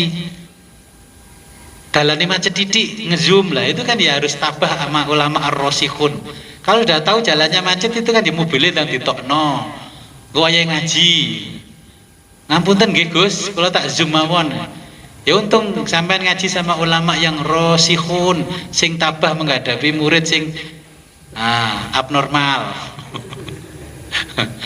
Iya. Saya itu sampai ini, saya punya teman di MTA. MTA itu Majelis Tafsir Al-Qur'an di Solo itu, waktu saya ke Sragen ketemu. Dia jamaahnya sana. Kalau ngaji di tempat saya Mas, itu harus punya baiat. Kalau waktunya ngaji mantu saja nggak boleh. Harus dikorbankan mantunya, harus tetap ngaji. Jadi kan bisa seperti itu. Oh, kadang-kadang pamitannya HP sudah saya pakai nyuting baru pamitan, ngapunten Gus. Ya jawabnya ya besok.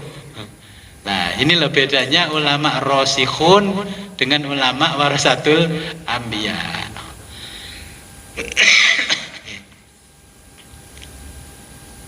Ilmu fikih saya pikir sudah cukup. Yang jenengan tidak punya ilmu apa? Kalam berarti kan. Ya. Ditemoni pangeran tenan gak ero lek kumang pangeran, karena ilmu kalamnya tidak pernah kita pelajari. Terus saya akan memikirkan bagaimana cara belajar cepat. Apakah saya harus bersikap seperti guru penggerak? Wong sing dadi guru penggerak pengen pensiun, masa aku ate dadi guru penggerak.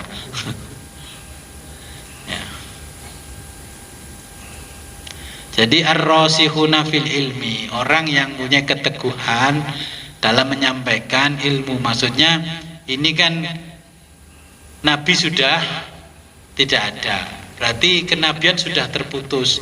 Tapi yang melanjutkan ilmunya Nabi harus ada. Kalau orang Syiah namanya imam, ya. Kalau di kita namanya ulama atau wali, itu. Tapi kita nggak boleh jual keramat, nggak boleh.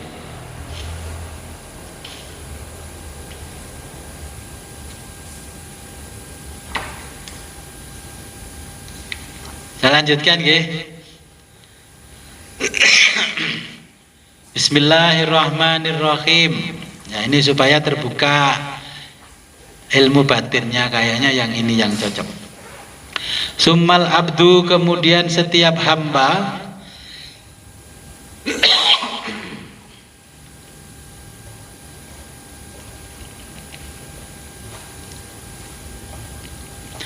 ma'muru, diperintahkan biqiyamil amri wan nahyi, biqiyami, untuk menjalankan al amri, perintah,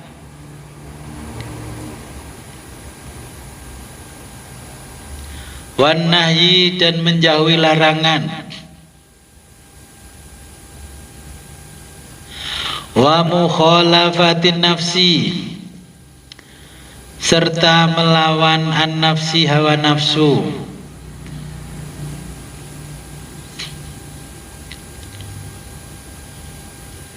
Fi kulli, di setiap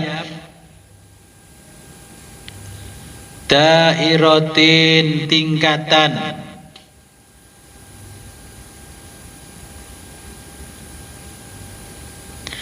min hadhihi dawairi, min dari hadi ini, ad-dawairi, tingkatan-tingkatan ilmu ini,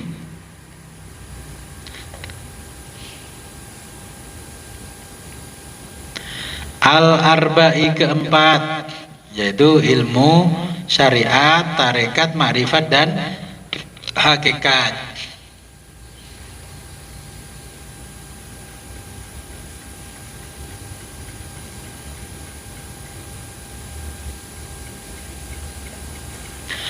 Fan nafsu,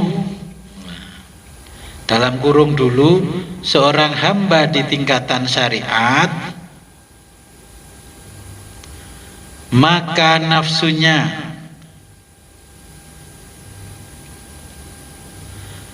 tuwaswisu, akan menggoda,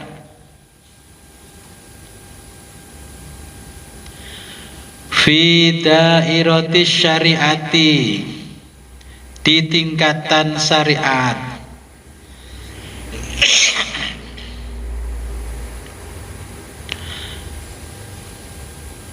minal mukhalafati, untuk melakukan hal-hal yang berlawanan dengan syariat,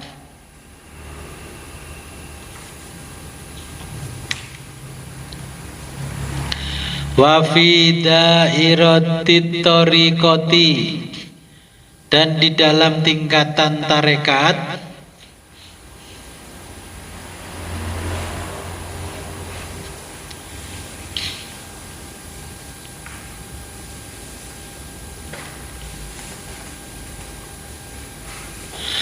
minal muwafaqati,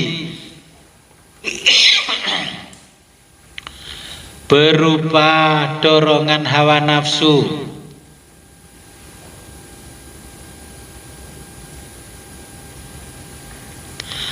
talbisan,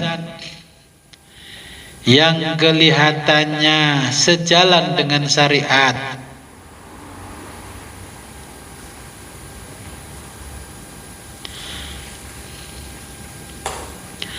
kada'wan nubuwati, seperti mengaku an-nubuwati, menjadi nabi,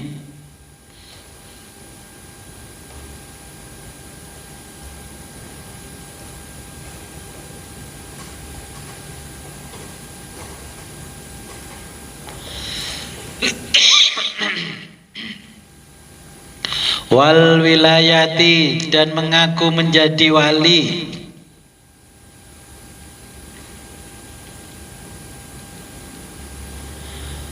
wa fi dairatil ma'rifati, dan di dalam tingkatan ma'rifat,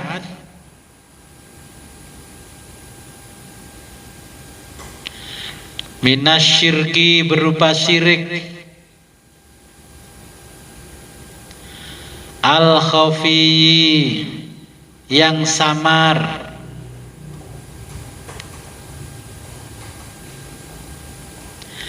minan nuroniyati, dari bangsa cahaya,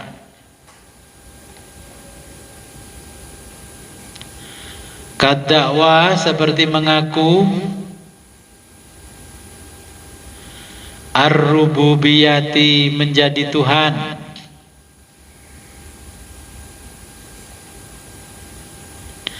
kama qala Allah Ta'ala, sebagaimana berfirman Allah Ta'ala,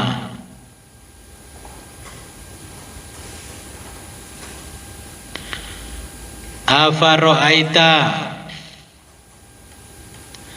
maka pernahkah kamu melihat,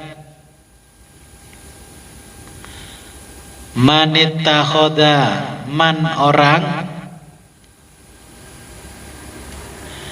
ittakhoda, menjadikan, ilahahu, Tuhan, hawahu, hawa nafsunya. Ya, saya jelaskan dulu. Kayaknya memang yang paling membuat ini susah jenengan ya ini, yang afara'aita manittakhoda ilahahu hawahu. Kita selalu menjadikan hawa nafsu ini sebagai Tuhan kita. Sampai kalau kita jalan dari sini ke Kediri kota, itu kan ada simpang 5 Gumul. Ya. Kalau dari sini sebelah kanan, saya membaca begini. Wah, ini ada tulisan Distrik Eden. Kalau bahasa Inggrisnya Inggris British, berarti kecamatan. Kecamatan surga Eden. Kalau Inggris Amerika kabupaten. Berarti ini kabupaten surga Eden, distrik Eden. Orang yang buka klub malam saja menamakan klub malamnya itu hiburan, itu diskotik, itu aja distrik Eden. Masa yang membuat pengajian tidak membuat distrik apa gitu? Itu mungkin dia menemukan Tuhannya di distrik itu, distrik Eden. Nah, padahal itu diskotik. Di Jakarta luar biasa Alexis, jadi tempat kenikmatan Tuhan. Masa masjid itu namanya nggak sekeren nama diskotik. Kalau di Jakarta paling ngetop Alexis. Bahasa Latinnya kan itu kenikmatan Tuhan yang luar biasa, tempat yang menjadi kenikmatan yang luar biasa. Nah sekarang di Kediri ada ini distrik Eden. Kalau nggak percaya ke sana. Walau malam saya pulang dari Kediri 11-12 ramai sekali. Padahal yang seperti itu aja bisa ramai dan istiqomah. Yang luar biasa itu istiqomahnya itu. Okay. Jadi Syekh Abdul Qadir Jailani menjelaskan di tingkatan syariat juga ada godaannya. Jenengan kalau sudah ngaji kitab fikih banyak, ya kitab-kitab syariat banyak, akhirnya terburu-buru pengen jadi ustadz, pengen jadi kiai, pengen jadi ustadzah, ya. Kemudian kalau dagangannya habis, WA Gus Fit Gus, ini ada pertanyaan dari umat begini. Ya, kalau jenengan ulama kondang ya saya balas WA, transfer dulu baru saya jawab. Ya. Jadi ini godaan orang di tingkatan syariat. Nafsunya fanafsu tuwaswisu fi dair syariat. Jadi jenengan memang dibikin was-was hatinya. Kemudian fi dairati syariah minal mukhalafati fi dairati thariqah. Kemudian di thariqat itu kalau sudah bisa zikir nanti jenengan sudah bisa ke alam namanya alam malakut atau alam lahut, hati-hati. Jangan ngaku jadi wali, dodol keramat, melakuni ditoto, cara rokokannya gini ditoto, ya semua ditoto, terus dikondisikan. Terus jenengan kita mengkondisikan diri seakan-akan seperti Mbah Wali. Kalau saya tidak mengajarkan seperti itu, yang biasa saja. Kalau punya ilmu kewalian, kalau nanti Allah itu memberikan jenengan anugerah, ya jangan ditunjukkan. Karena apa kata Syekh Abdul Qadir Jailani, sama halnya kita membawa celana dalamnya perempuan yang ada headnya. Dijalani yang biasa-biasa saja. Saya kan mengamati di beberapa tempat itu kan, wah melakukan kayak Mbah Wali gede, Mbah Wali kutub, bajunya kemana-mana pakai sorban yang panjang. Terus gayanya sekarang kan bawa teken. Saya gak kritiki orang bawa teken, wong tak pikir wong itu ya cik nom mesti tuan saya lah. Kemana bawa teken? Dulu kan bawa tongkat itu menunjukkan kebijakan orangnya yang sangat bijak, sangat ini. Tapi bawa tongkat juga teriak-teriak demo.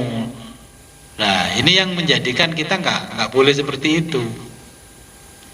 Kalau bawa tongkat zaman dulu kan Simbah bawa tongkat itu kan orangnya bijak, ngomong itu nggak menyakitkan.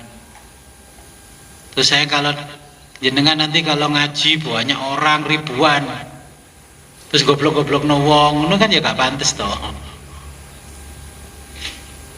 Karena itu dikritik oleh ulama mutakallimin, ya. Berarti ilmu kita itu tampak pada waktu kita diuji di hadapan banyak orang. Masuk ya umum ngaji main drone. Koncone atik ambek atok ngaji main drone ini. Yang main drone itu kan ya operatornya di sana. Pamer drone.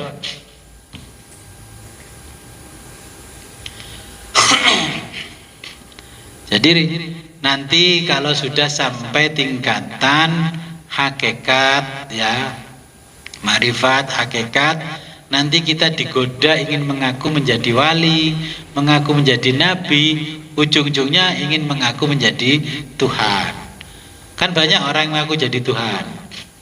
Dulu di tahun berapa itu lupa tahunnya, ada tokoh namanya Lia Eden, ya itu kan ngaku jadi Tuhan. Nah Jadi ngaku jadi nabi wajar lah, ngaku jadi nabi.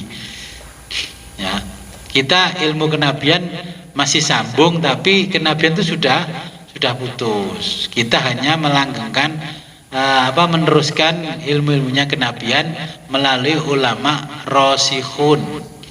Ya.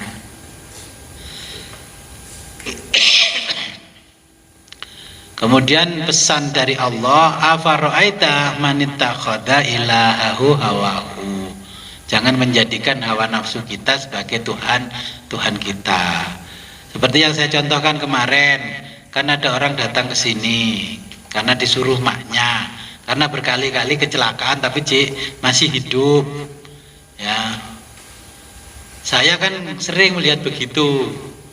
Makanya saya berdoa, ya Allah jangan ini.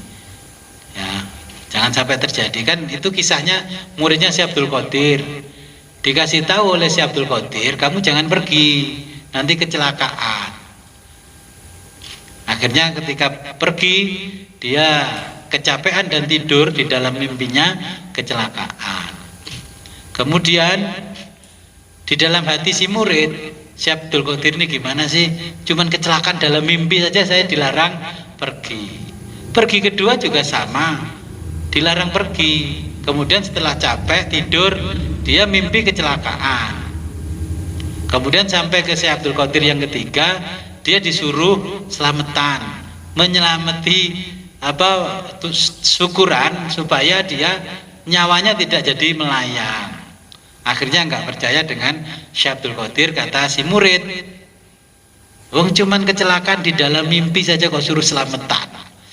Akhirnya kata Syekh Abdul Qadir, ya sudah, karena kamu ini kecelakaan, saya doakan jadi skenario-nya Allah akhirnya dirubah kecelakaanmu jadi di dalam mimpi. Kalau pengen kecelakaan bener ya nggak apa-apa, silakan pergi.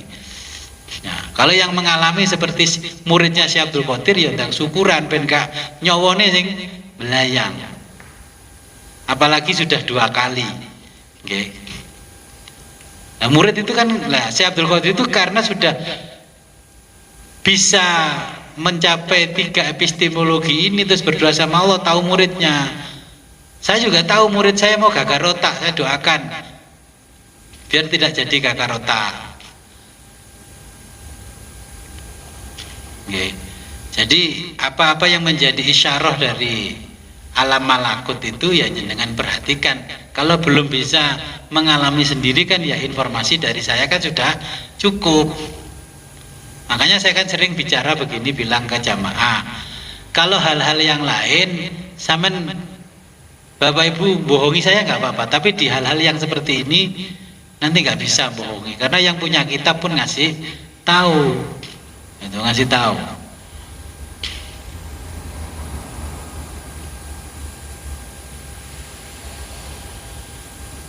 Nah, kuncinya supaya mudah terbuka, bersihkan hati, jangan sampai kita menjadikan hawa nafsu kita sebagai Tuhan kita. Ada pertanyaan enggak? Apa berat? Kok kayaknya kelihatan dari sini merah semua kok keningnya.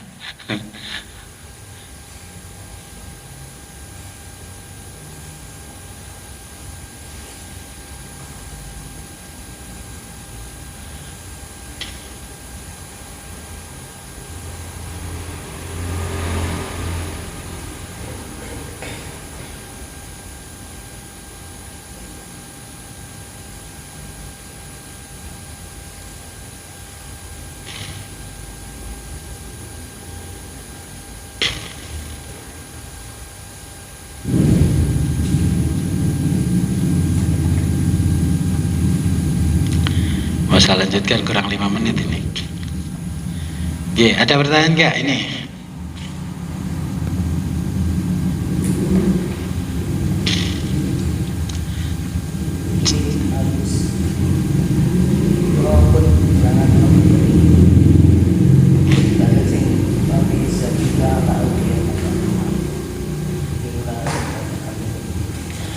Oh, dereng itu kan sudah terjemahnya sudah lengkap, cuman materinya belum sampai.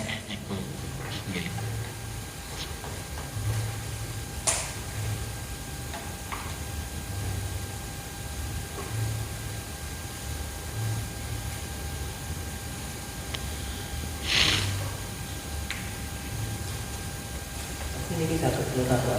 Oh sakit, monggo. Walaupun belum nyampe nggak apa kan udah baca terjemahnya. Inilah jadi penasaran nanti akan lebih berkemuliaanmu. Pasti aku akan menyesatkan mereka. Tuhan hamba-hambamu yang terpilih di antara mereka. Hamba-hamba yang terpilih itu dia. Iya.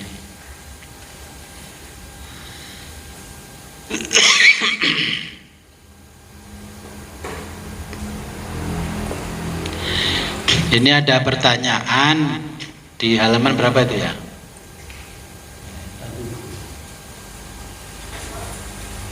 Ya.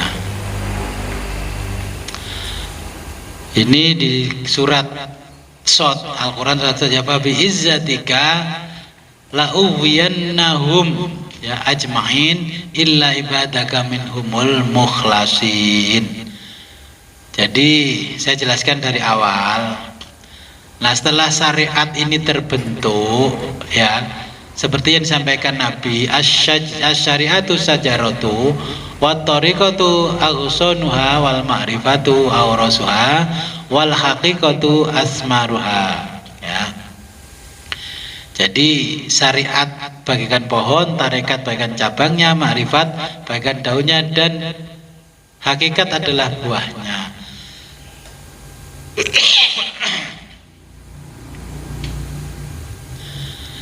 Nah, menurut penulis kitab tafsir Al-Kabir namanya Muqatil bin Sulaiman Al-Balkhi berkata, kemarin kan ada cerita dari Balkh itu orang yang bangkrut terus karena apa?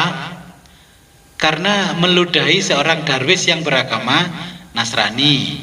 Terus yang satu juga bangkrut dari Tibris ya. Karena pekerjaannya setiap tahun pergi ke hotel bintang-bintang. Nah, biasanya akhir tahun ini kan kebiasaan, kita punya kebiasaan liburan akhir tahun ke bintang. Ternyata zaman dulu itu sudah ada kebiasaan beli voucher di hotel bintang. Nah, akhirnya dia jadi bangkrut. Padahal itu satu wilayah dengan Syekh Abdul Qadir, tapi Syekh Abdul Qadir sudah meninggal. Makanya kedua-duanya sama pergi ke tempatnya Jalaluddin Ar-Rumi ya. Nah kenapa seperti itu? Bila pintu rusuh ini telah terbuka, maka akan terbukalah segala yang paling batin. Jenengan makanya harus kuat, menjadi orang harus kuat, belajar hak akhirat harus kuat, tekadnya juga harus kuat. Dulu saya dinasihati sama nenek moyang saya, yang penting sangunya itu cengkir. Masih ingat cengkir?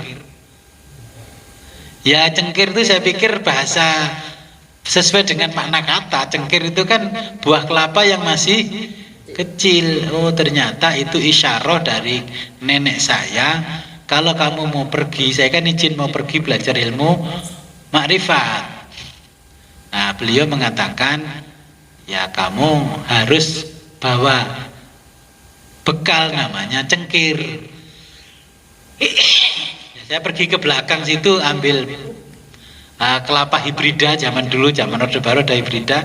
Saya bawa itu sangunya cengkir. Akhirnya saya setelah paham itu saya mengaku sebagai Joko Bodo, Ki Joko Bodo. Jadi lelaki yang sangat bodoh ya. Ternyata ya saya meyakini cengkir itu bisa membawa saya kepada ma'rifatullah. Ternyata karena sangu cengkir dari rumah, saya selalu dipertemukan dengan ulama-ulama yang ar-rasikhun semuanya.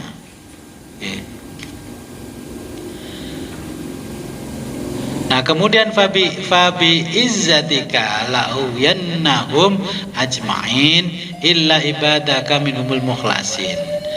Ini Allah mengatakan begini, karena Jibril itu menyampaikan pada Nabi Muhammad, aku nggak berani masuk karena belum kelasnya. Nabi masuk. Nah, Jibril takut kalau masuk jari-jarinya bisa melempuh terbakar. Yang bisa masuk ke alam sini ini adalah hamba-hamba Allah yang al-mukhlasin, terpilih di antara mereka. Sebenarnya kalau mengikuti kitabnya Syekh Abdul Qadir, jenengan yang ngaji bersama saya itu yang terpilih. Tuhan itu sudah merindukan bertemu dengan jenengan. Allah itu sudah merindukan ketemu setiap orang yang ngaji Sirul Asror. Tapi yang dirindukan Allah itu masih sibuk saja dengan dirinya sendiri. Ya, kalau nggak kuat siang ya malam, waktunya kan bebas. Ya, waktunya bebas. Ya latihan, walaupun di sawah sambil ke sawah pas istirahat di gubuknya sawah. Nah,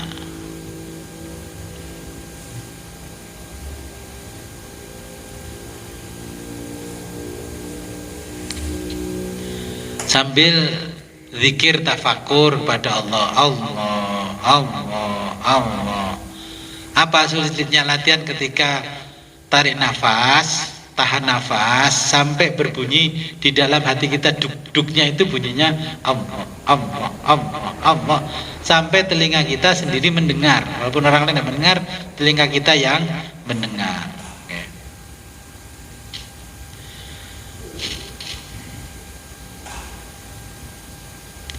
Nah, kalau sudah sampai ke sana menjadi hamba-hamba yang terpilih, nanti Allah itu memberikan ilmu yang tadi namanya intuisi, itu melalui ilmu laduni. Contohnya seperti sekarang saya ini mau tanya ulama siapa tentang kerisauan hatinya para jamaah yang ngaji bersama saya. Wong tak ulama paling dia dibuka no kitab fikih. Ahli fuqaha kan ya. Terus tanya siapa? Ada kesulitan tanya siapa?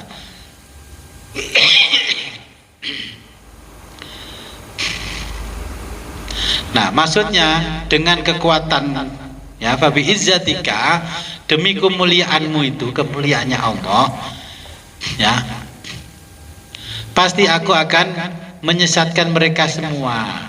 Kalau bukan karena kemuliaan Allah, kemuliaannya ini yang dimaksud adalah kemuliaan Nabi Muhammad. Orang-orang ini pada disesatkan oleh Allah. Oke. Nah, nanti kalau sudah bisa masuk saja ke salah satu alam yang kita sebutkan di dalam kitab ini, alam malakut, alam jabarut. Jenengan paham nggak dengan alam jabarut itu apa?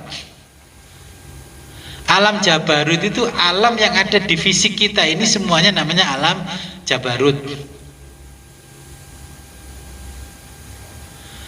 Kemudian alam antara ruh kita dengan jasad kita itu namanya barzah. Ya, jadi antara ruh dengan jasad atau tubuh kita ini namanya barzah. Hanya saja terkenalnya barzah itu kan orang yang sudah meninggal. Kita ini juga menempati alam barzah. Kemudian ada namanya alam misal. Alam misal itu alam antara imajinasi kita dengan kenyataan yang kita hadapi. Contoh, alam misal ini, kita mimpi ya berjalan di satu tempat, katakanlah di Surabaya, naik mobil. Itu alam yang tidak bermateri tapi ada materinya. Materinya di alam situ tidak ada materinya. Oke. Karena itu berada di alam ruh. Contoh, saya ceritakan tadi, saya berjumpa dengan Mbah Yai Imam Nawawi. Itu ya di alam misal. Tapi menjelaskan semua yang ada di dalam hatinya jamaah. Ini dijelaskan satu persatu. Saya catat satu persatu. Nah, makanya ulama yang rosihun seperti Syekh Abdul Qadir Jailani, dalam perjalanan spiritualnya beliau mencatat. Pengalaman spiritual menjadi kitab Sirul Asror. Syekh Athaillah Sakandari mencatat pengalaman spiritualnya jadi Al-Hikam. Imam Ghazali mencatat jadi Ihya Ulumuddin dan sebagainya. Ini Mula Sadra mencatat pengalaman spiritualnya dengan 3 epistemologi tadi di dalam kitabnya Al-Hikmah Al-Muta'aliyah. Nah, jenengan nanti kalau sudah berada di alam itu bisa keluar masuk, catatlah menjadi kitab. Nah, orang sekarang kan ketika belajar spiritual nggak pernah menghasilkan kitab. Jadi orang yang setelahnya tidak bisa mengetahui perubahan-perubahan yang ada di spiritualnya manusia. Kemudian kita sampai di alam kurbah, makanya wa khasuna ulaika rafiqo, ya. Teman yang terbaik itu, makanya kan saya sering berdoa, okay. Yang jauh ya tidak jauh, yang dekat ya tidak jauh. Wa khasuna ulaika rafiqo, teman-teman itu yang baik ya dengan para nabi dan rasul, ya. Kemudian di mana di situ? Nah, kalau sudah di situ, maka nanti fabi izzatika ini kita akan dipertemukan dengan Nabi Muhammad. Kita sudah kenal Nabi Muhammad, kemudian nanti diantar kepada Allah. Nah, di mana? Ya dengan Ruh Qudsi dulu. Kita harus ketemu Ruh Qudsi. Ya, kemudian ketemu Ruh Sultani, Ruh Ruhani, kemudian ketemu dulu Ruh Jismani. Ini yang namanya fabi izzatika, demi kemuliaanmu. Ya, apa kemuliaannya? Kemuliaan Allah sudah ditempatkan di kita, ada namanya Ruh Qudsi, Ruh Sultani. Makanya kenapa ketika zikir kita tawajuh ke bawah, ke kiri, ya, karena itu juga salah satu dari pintu-pintu menuju Allah. Yang namanya transenden itu ya ada di dalam kita, yang imanen juga ada dalam kita. Makanya di dalam istilahnya filsafat itu kosmologi. Di dalam diri manusia ada 3 kosmos. Kosmos pertama adalah alam Jabarut, ya alam fisik kita. Ya, kemudian alam misal, kemudian ada yang namanya alam barzah. Barzahnya nanti itu adalah perantara kita menuju akhirat. Kalau kita sekarang sudah bisa keluar masuk alam barzah, ya tahu jalan menuju akhirat itu di mana titiknya.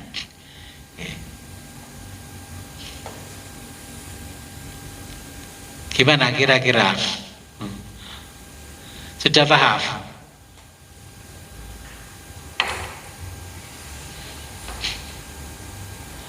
Mungkin yang di Zoom ada pertanyaan?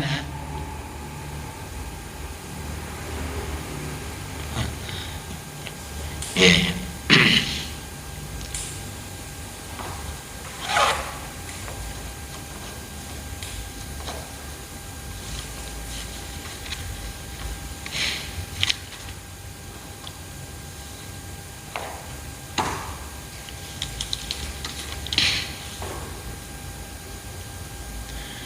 Ya, kalau nggak ada pertanyaan, sebelum kita akhiri, marilah kita berdoa.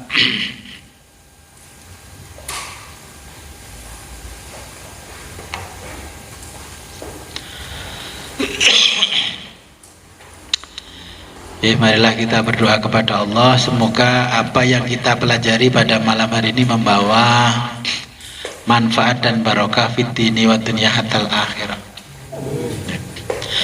A'udzu billahi minasyaitonir rajim. Bismillahirrahmanirrahim. Allahumma sholli wa sallim ala sayyidina Muhammadin fil awwalin wal akhirin wa barik wa sallim wa radhiyallahu ta'ala an sadatina ashabi Rasulillah ajma'in. Amin ya rabbal alamin. Allahumma anfa'na wa faqih talamidana. Allahumma faqihna wa faqih talamidana fid din wa alimna wa alimhum ta'wil. Allahumma arham ummata Sayyidina Muhammad. Allahumma jbur ummata Sayyidina Muhammad. Allahumma aslih ummata Sayyidina Muhammad. Allahumma farrij an ummati Sayyidina Muhammadin sallallahu alaihi wasallam. Allahumma anfa'na bima 'allamtana wa 'allimna ma yanfa'una wa zidna ilman yaqina. Allahumma alhamdulillah walhamdulillahi ala kulli halin wa na'udzu billahi min kulli hali ahlin nar. Rabbana taqabbal minna innaka antas samiul alim wa tub alaina innaka antat tawwabur rahim. Allahumma hdina siratal mustaqim. Allahumma hdina siratal mustaqim. Allahumma hdina siratal mustaqim siratal ladzina an'amta 'alaihim minan nabiyyina wasiddiqin wasyuhada'i wassolihin wa hasuna ulaika rafiqa. Dzalikal fadlu minallahi wa kafa billahi 'alima. Allahumma ya syahidan ghaira ghaibin wa ya ghaliban ghaira maghlubin wa ya qariban ghaira ba'idin ij'al min amrina ya Allah farja wa makhraja ya sharihal mustaskhirin wa ya ghiyasal mustaghisin innaka ta'lamu makanana wa ta'lamu halana wa la yakhfa 'alaika syai'un min umurina rabbana innana fid dunya rabbana atina fid dunya hasanah wa fil akhirati hasanah wa qina adzabannar. Wa salli wa sallim ala jami'il anbiya'i wal mursalin walhamdulillahi rabbil alamin. Al-Fatihah. A'udzu billahi minasy syaithanir rajim. Amin. Akhirul kalam, ihdinas siratal mustaqim wa billahi taufiq wal hidayah wa ridha wal inayah. Wassalamualaikum warahmatullahi wabarakatuh.